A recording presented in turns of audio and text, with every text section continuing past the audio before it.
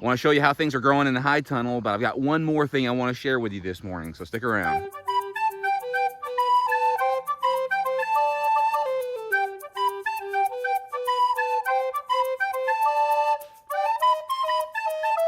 So the high tunnel has been doing pretty well. I've been watering it about twice a week, and I want to check on the plants and show you how the plants are doing.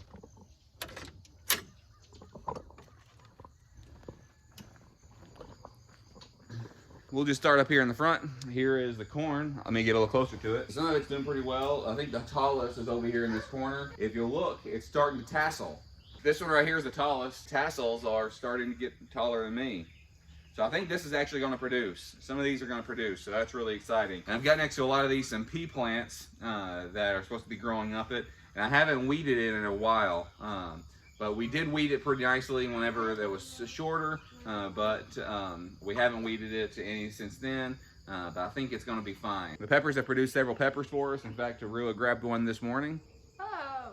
Hello. One of the things that we did wrong this year was we didn't tag things very well, but I'm pretty sure that this right here is a Tabasco, and it's got a few sitting here on it that we can harvest soon. Over here, I think this might be a shishito, but they are starting to turn red here. We'll need to harvest these pretty soon too. These peppers were kind of an afterthought after we got the high tunnel up here. We moved some things in here. There were some that we hadn't planted, but here they are. Next year, we're definitely gonna do a bit better with them. Here's Rua's mom back here. She wanted to plant it in here, so that's what we did, and it seems to be doing okay. We've got several more tomato plants in here as well. Nan and Papa have been growing those. I think what they did was a slice of tomato that they had gotten from someone, and then they just planted the slices. So then they're going to separate these into different ones.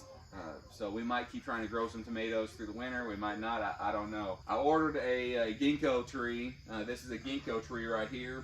It's still doing okay. Kind of babying it a bit. These are some moringa trees. I've tried growing moringa before, but whenever I grew it, it didn't survive the winter. So I started these pretty early, and I'm going to keep these in here in the high tunnel. And then this spring, they'll already probably be 3 or 4 feet high. And then I can transplant them outside and see if they'll live this time. This right here is my row of strawberries. I went through here and weeded it pretty well the other day. It looks like they're gonna do okay, and I think they'll keep growing, and then they're gonna send off runners. We should have a nice thick row of strawberries here next spring. And then this right here is our row of comfrey. Pretty much all of the comfrey crowns have done pretty well. You can kind of see them. I haven't really weeded them at all. A few of the cuttings have started to come up, but not really a whole lot. They've not been super consistent, but maybe they'll grow a bit more before winter time comes. And it gets really warm in here, but the days are getting shorter. I've got to really watch the temperature. We've got an app. There's a thermometer sticking up from the roof right there. But we've got an app that alerts us whenever it goes above 105 degrees. So whenever that happens, I come out here and I raise the sides just a little bit. It's gonna be a really warm day. Today it's supposed to be in the mid 80s, low mid 80s. So I'll probably raise it about halfway up or more. But usually if it's usually only in the 70s like it has been being, and then I only raise it up by about 1/3, that's enough to keep it cooler in here.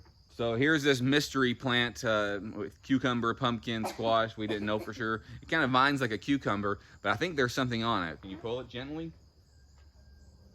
No?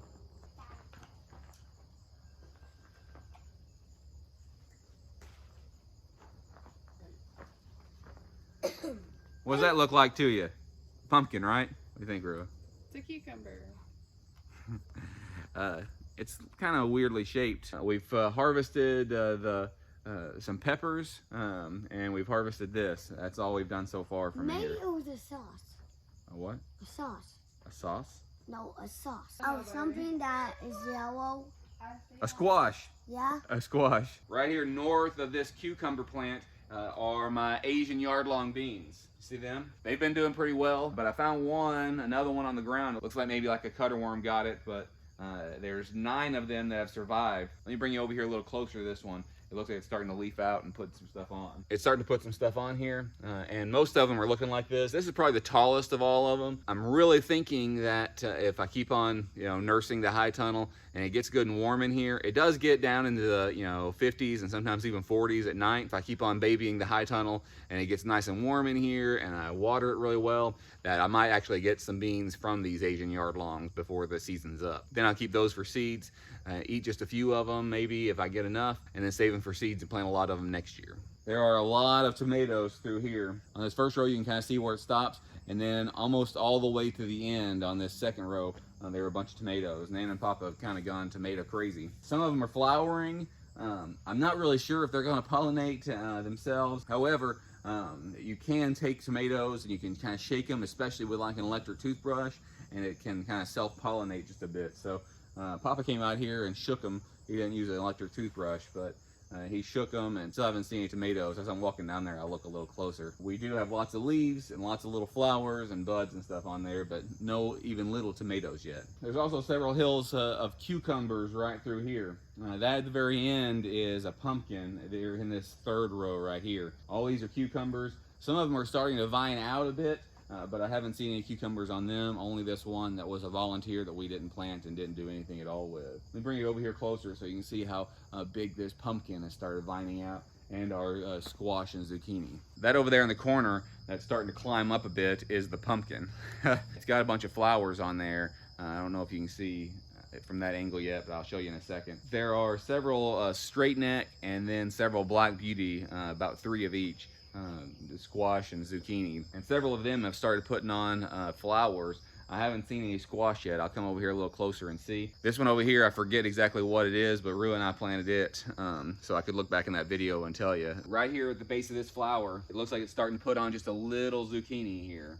Maybe we'll get some. I'm not really sure. I haven't researched yet how they pollinate, if I need bees or flies or whatever, but we don't get a whole lot of pollinators in here because we keep it all closed. I'm only opening this south side during the day, and only just a little bit. There are some gaps down at the bottom over here I need to try to fill up before the winter time. We'll just see. We're really kind of just experimenting. This first year is just in half a year, is just kind of an experiment year. So next year we're going to produce a whole lot more in here. This one right here, like I said, is the pumpkin, and you see all the flowers on it. I haven't seen any little pumpkins or anything yet. If they pollinate, we should have some. They're doing just fine. I kept it weeded at the very beginning of the year. That's one of the problems that I didn't do with the others outside. Next time I grow them outside, I'm definitely going to put down some black plastic or something. Doing much, much better. That's just about everything in the high tunnel. I did want to share one more thing with you. I want to share with you what we're doing and our motivation, why we're doing what we're doing, things like that. We have a lot here. We have this high tunnel. We're very blessed individuals. We have over 100 acres. We don't use all of that property. In fact, we can't manage all of it right now. This 100+ acres over here, we rent about 60 acres or more of it out to a farmer who just row crops it. It's not really our preference. We'd like to do something different with it, but we're kind of dabbling and trying to figure some things out right now. Some of you might get discouraged because you don't have some of these things, and I totally understand that. I totally get it. But just because you don't have a high tunnel or you don't have many acres or whatever it may be, doesn't mean that you can't do some homesteading and some of this stuff on a smaller scale. Just having a garden is homesteading. Just having a few rabbits in the garage is homesteading. Your topsy-turvy tomato plants in a planter on a balcony is homesteading, if you ask me. There are some people who make some money off of content creation, and they deserve to make some money off of that because there's a lot of effort involved in content creation. But that's not really my impetus anymore so much. I want to share the things that we're doing so we can kind of help inspire you to do some of the same things. Some things aren't quite as hard as it seems. You can do it. Pretty much anyone can have a little garden, do a little bit of this, and take steps towards self-sufficiency and preparedness, which is kind of where our homestead is focused. We do appreciate all of you watching and all of your contributions because many of you will share and give me hints and helpful tips. We do appreciate you you watching. It does help our channel grow and help get it out there to more people, because the more you watch and the more you share it, the more you comment and the more things that you like, those things really do help. That shows the algorithm for these platforms that people are watching, and whenever you watch those things and they show it to more people, and it's kind of cyclical like that. So like and subscribe, it really does help us. Share, hit that notification bell, select all, so you never miss a notification, and come back every Tuesday, Thursday, and Saturday. And on Sundays we do a live stream at 8 p.m. Central Time, where Rue and I get in front of the camera and just share things that are going on, answer your questions, and just enjoy our time together. Thanks.